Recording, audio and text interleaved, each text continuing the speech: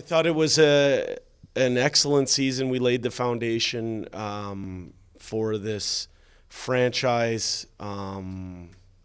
We tread some new ground, and couldn't be happier with the effort, the determination, the will of the 25, 26, 27 players that were able to connect to each other, connect to their coaching staff, and connect to this community. I thought their care for each other was obvious on a daily basis, and I couldn't be more proud to be their coach. Your first year as a head coach, your first experience as well behind the bench in the American Hockey League. What were some of the challenges, and how do you think that you personally overcame some of those challenges with this group and to be able to lead this team into the playoffs and into the second round? Great question. The first thing I would say is I learned how excellent the American Hockey League is. This is highly competitive. You have to deal with different types of situations that pop up that are different than the National Hockey League. It's a development league. I think right off the bat we made the case of how important it was to develop our players, but to do so in a winning environment. For me personally, the challenge of putting together a cohesive and contributing coaching staff was my biggest challenge in the summertime, and I couldn't have been happier with the staff that we put together. I mean, just excellent work from Dave Manson, JF Houle, Sylvain Rodrigue, and Sam Kim. They all found a way to have a huge impact on our group of players, and I know they all had a huge impact on me personally. I learned that being a head coach, ultimately the buck stops with you. It's something that I really appreciate, and I've learned a lot during the season that's going to make me a better coach going forward. And like I said, the biggest thing was how proud I am of how hard this group worked, how they taught me what a true team looks like, and that's a group of individuals that are willing to put the group ahead of themselves. And while we're disappointed with not going further in the playoffs and reaching our ultimate goal, I think there's a lot to be proud of here this year. Jay, you talked about the connection. That was a word that you used when you were introduced to Bakersfield. Not only the connection with each other, but the connection with the community. Now, that's not something that just happens over one season. Now, how important is that first step in terms of that long-term connection to the community of Bakersfield? Well, I think hockey's been around Bakersfield for a while. The Condors organization, this famously their 21st year. They were turning 21 this year. And I think there's been some great people affiliated with the organization. What we wanted to do was to revitalize that excitement about this organization and revitalize the excitement for the level of hockey that's being played here now. These young men that are playing in this league are an eyelash away from competing in the highest league in the world, in the NHL. And so the level of hockey that was displayed here this year, I think, was something that the community really got behind. I think our team embodied what it was to be a citizen of Bakersfield. I mean, if you've spent enough time around here this last little while, you know that people take a lot of pride in their hard work. They're friendly people.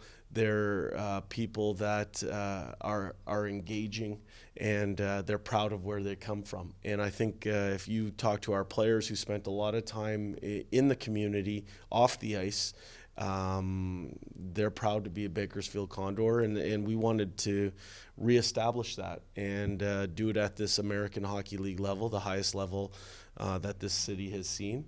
And like I said, I think we laid a groundwork for the future of this organization, which is that we want a high level of hockey being played, and we want this team being connected to the community. And when you see the way this community supported this team during our stretch run, during our 17-game winning streak, and during the playoffs, I'll tell you what, it really buoys our team and boys, this group of young men, to give it everything they have. And like I said, I think it's a real symbiotic relationship where the team embodied the community and the community got behind the team. Obviously, you lost Cooper Marody kind of after round number 1 in Game 4 there. You lost Ethan Barrett in the second round. Were they close? Were they farther away than maybe you'd expected? Or had this gone a little further, could you have seen both of them in the playoffs? Well, I think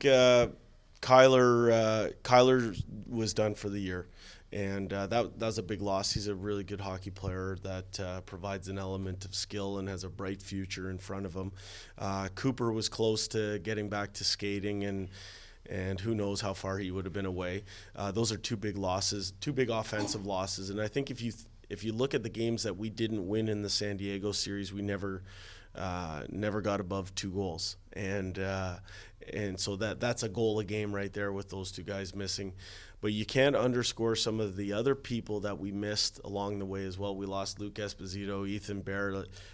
We had other huge injuries that you guys don't know about, but that these Warriors in there were playing with on a nightly basis. Some of them we had to put together with chewing gum and a clothespin to make sure they were able to get out and play. And, that's a mindset that we wanted in our players too. You talk about the growth of young players, but to find ways to compete in tough circumstances while they're injured and while they're the walking wounded, to go out and have the fortitude to compete at the level they competed at, I think it's a huge benefit to the organization. And the other thing I would say is it spoke to the depth of the organization as well. When we were able to compete at the level we competed at while sustaining those major injuries to key players, I think it speaks to the players that were in the lineup as well. Jay, sorry, go ahead. Do you think just coming down to this final series, it was depth that prevailed with San Diego because they were so deep? Well, I think San Diego's a good hockey team too. We saw a lot of good battles against them during the year. I think we were right there in most games. If you look at the series as a whole, I thought games 1, 3, and 5 were our best, and games 2, 4, and 6 were their best. Now, we found a way to not win game number 1 in a 4 overtime period. But you talk about depth, your depth gets tested, especially when you're playing that amount of hockey in such a short period of time. That 4 overtime game, we had a next game immediately within 18 hours the next day. We went 3 games went to overtime, so your depth is getting tested at that point. But I think there's a lot of positives to be taken out of that playoff series. There's some teachable moments and learning or lessons to be learned for us to continue to take a step going forward. But couldn't be prouder of our effort. Was it a big step going from the assistant side to running your own bench here in Bakersfield in the American League? Yeah, I think that's a big step. The way I look at it, John, is I learned some valuable lessons over 13 years in the National Hockey League, over 1,000 games, over 100 playoff games. I got to be around some excellent people, some people at the top of their field. And when I say that, it's not just coaches, it's also the best players in the world as well.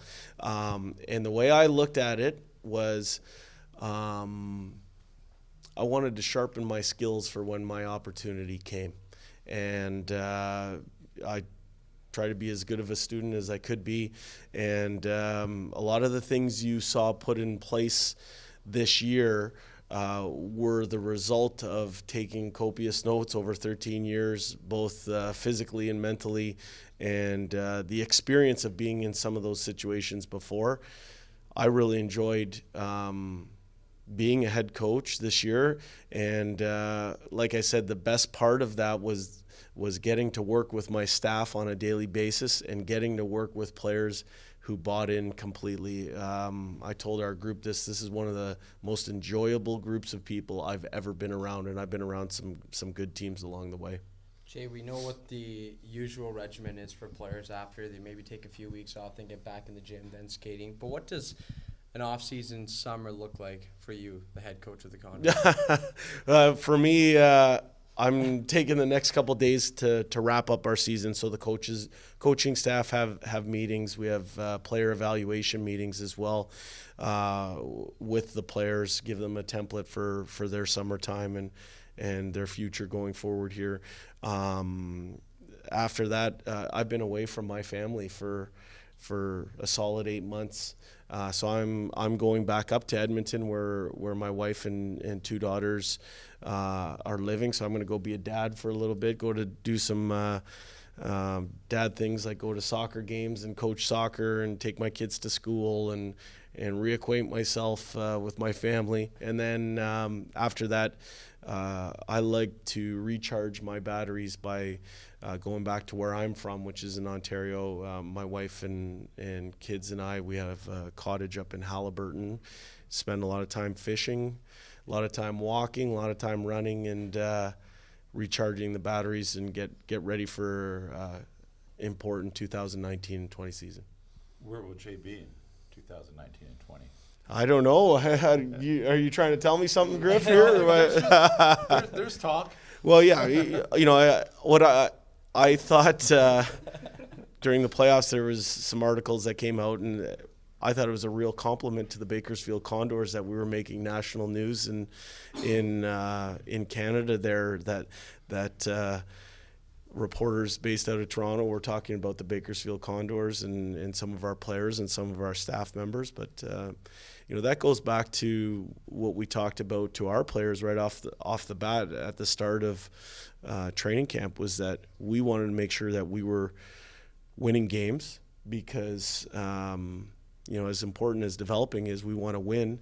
And we believe that those two things go hand in hand. And what we told our players is that when the team has success, everybody wants you.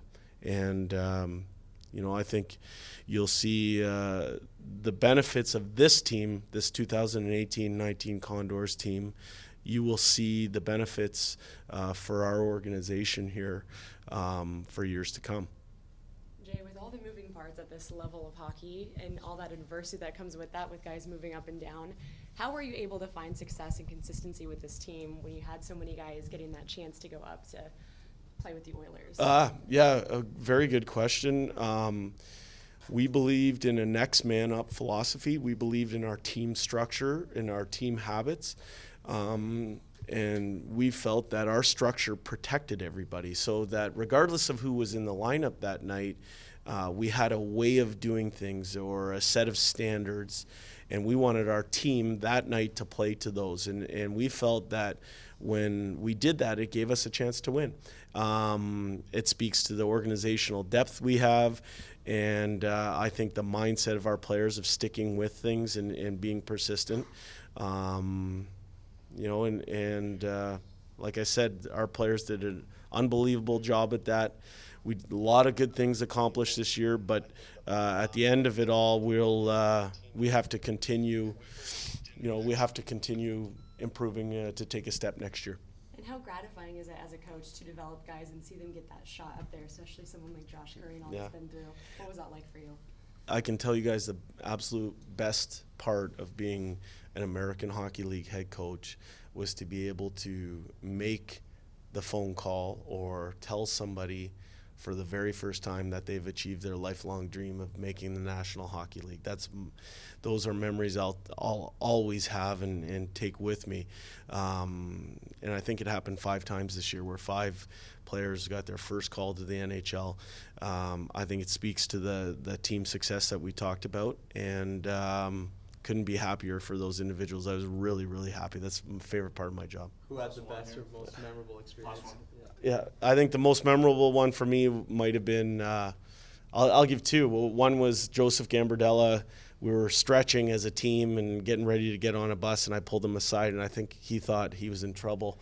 And I said, hey, you know, you're okay. You're going up to the NHL. And he ran back down to the dressing room, and to see how his staff and teammates were hugging him and so happy for him, I thought was excellent. I also remember calling Caleb Jones late at night after a game one night and calling him and telling him, and he was so excited to tell his family. And then he said, I can't wait to call Mance, who's his defense coach, and let him know. So those are real fun experiences. And like I said, I think we made the point in training camp how important it was to win, how teams win, and how when teams win, that those rising tides float all boats.